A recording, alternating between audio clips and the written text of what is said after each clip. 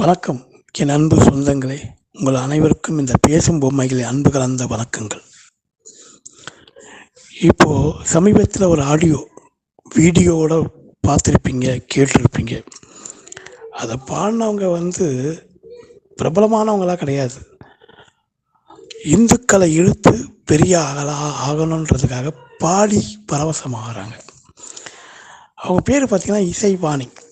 நான் அவங்களை கேட்குறேன், அம்மா இசைவாணி, உன் பேரில் இசைவாணி இருக்குல்ல, அந்த இசைவாணி எங்களுடைய தமிழ் கடவுளான சரஸ்வதி தேவியுடைய பெயரை தான் நீங்கள் வச்சுருக்கீங்க.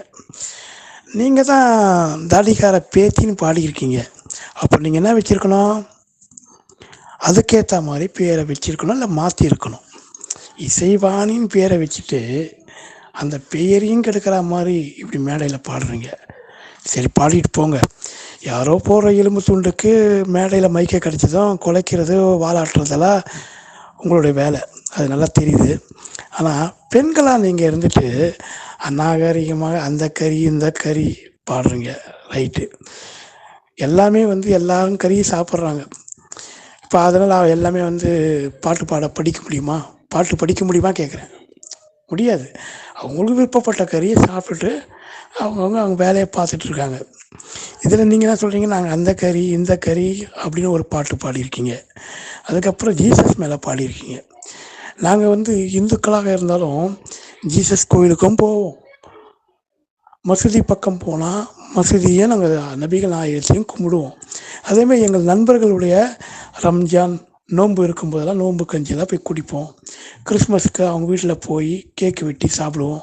அதேமாரி நாங்கள் இந்துக்களாக இருக்கனால எங்கள் வீட்டில் இருக்க பிள்ளையார் சதுர்த்தி, பொங்கல் டைம்லலாம் சாமிக்கு படைக்கிறதுக்கு முன்னாடி அவங்களுக்கும் கொடுப்போம். இப்படி தான் நாங்கள் உறவுகள் என்னுடைய சின்ன வயசுலேருந்து இந்து முஸ்லீம் கிறிஸ்தவர்கள்னு நாங்கள் படித்தது.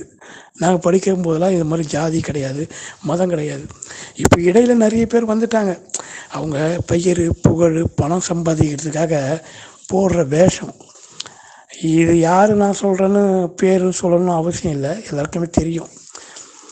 வந்தோமா, அவங்க வேலை என்னம்மா, அந்த வேலையில் என்ன சாதிக்கலாம், எப்படி சாதிக்கலாம் அப்படின்னு அந்த வேலையில் போகணும். இந்துக்களை இழுக்கிறது இதெல்லாம் அநாகரிகமாக இருக்குது. நீ படிச்சிருக்க பொழுது, அதாவது ஐஎம் சாரின்னு ஆங்கில வார்த்தையை மிக்ஸ் பண்ணி பாடியிருக்க. ஆனால் படிச்சிருக்க மாதிரி நடந்துக்க தெரியலையே. இன்னைக்கு படிக்காதவங்க கூட பார்த்தீங்கன்னா, கடவுள் நம்பிக்கை உள்ளவங்க எல்லாரும் பார்த்தீங்கன்னா இந்த கோவில் அந்த கோவில் இல்லாமல் எல்லா கோவிலுக்கும் போகக்கூடியவங்க தான் இந்து மக்கள். இந்து தர்மத்தில் இருக்குது. எங்கள் சாமி எதுவும் சொல்லலை.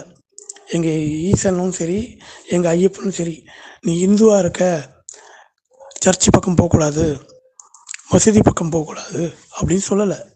ஏன்னா எங்களுக்கு தெரிஞ்சதெல்லாம் ஒன்றே குலம் ஒருவனே தேவன்.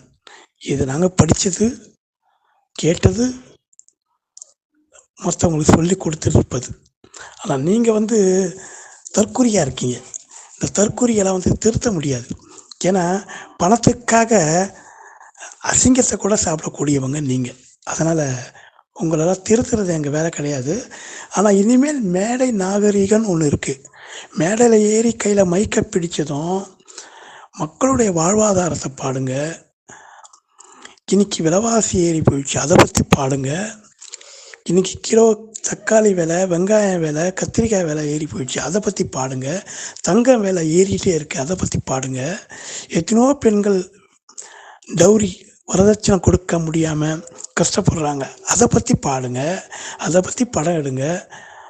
விசுசாரெல்லாம் படம் எடுத்தாரெல்லாம் குடும்பத்தோடு உட்காந்து பார்க்கலாம். சம்சாரம் மின்சாரம், வரவு எட்டனா செலவு பத்தனா, திருமதி ஒரு வெகுமதி, இப்படி வி சேகர் விசுவல் எடுத்தாங்க. அவங்களாம் படம் பார்த்து கூட்டு குடும்பமாக இருந்தது. ஆனால் இப்போ தருதலைங்களாம் படம் எடுக்குதுங்க. என்னவோ ஜாதியை இவங்க தான் கண்டுபிடிச்ச மாதிரியே பேசிகிட்டு இருக்காங்க. இதில் என்ன ஒரு விஷயம்னா, அந்த காலத்தில் அந்த ஜாதியை தாழ்வுபடுத்தினாங்கன்னு இவங்க சொல்லிட்டு இருக்காங்க. ஆனால் அதையெல்லாம் மறந்து இன்னைக்கு மக்களோட மக்களாக எல்லாம் இணைஞ்சி வாழ்ந்துட்டுருக்கோம். ஆனால் இவங்க படம் எடுக்குன்ற பேரில் அவங்கள திரும்ப அதை போட்டு அசிங்கப்படுத்திட்டு இருக்கிறது யாருன்னா இது போன்ற தற்குறி டைரக்டர்கள் தான்.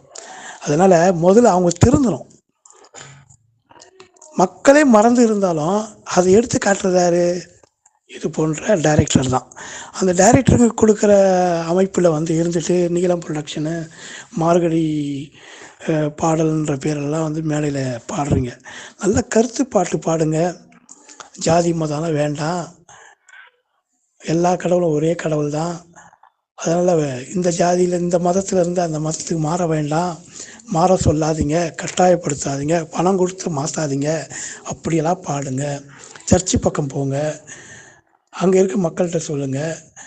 அதேமாதிரி மசூதி பக்கம் போங்க, அங்கே இருக்க மக்கள்கிட்ட சொல்லுங்கள். ஏன்னா அங்கெல்லாம் போய் சொல்ல முடியாது, உங்களுக்கு அந்த தைரியம் கிடையாது.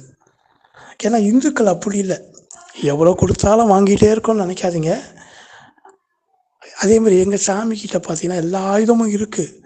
ஆனால் வேண்டவங்களுக்கு வேண்டிய வரங்களை தான் கொடுக்குமோ தவிர அது வந்து வன்முறையை தூண்டாது. அதனால் இசைவாணி அவர்களுக்கு மீண்டும் ஒரு வேண்டுகோளோடு முடிக்கிறேன். இனிமேல் மேடையில் பாடினீங்கன்னா புகழுக்காகவும் பணத்துக்காகவும் பாடுங்க. ஆனால் அடுத்தவங்க மதத்தையும் கடவுளையும் புண்படுத்திட்டு பேசணும்னு நினைக்காதீங்க. இன்னைக்கு வாய் இருக்குனால எதை வேணுமா பேசிகிட்டு இருக்கலாம், காது இருக்கிறவங்களா கேட்டுட்டு போவாங்கன்னு நினைக்காதீங்க. மனிதர்கள் மன்னித்து விட்டாலும் கடவுள் கண்டிப்பாக அதுக்குரிய தண்டனை கொடுக்கும். ஏற்கனவே சொல்லியிருக்காங்க, அரசன் அன்றே கொள்வான், தெய்வம் நின்றே கொள்ளும்னு. எங்கள் தெய்வம்லாம் நின்றெல்லாம் கொள்ளாது, அது பழமொழி தான். ஆனால் உனக்கு புரிய விதத்தில் புரியும்படி செய்யும். நன்றி, வணக்கம்.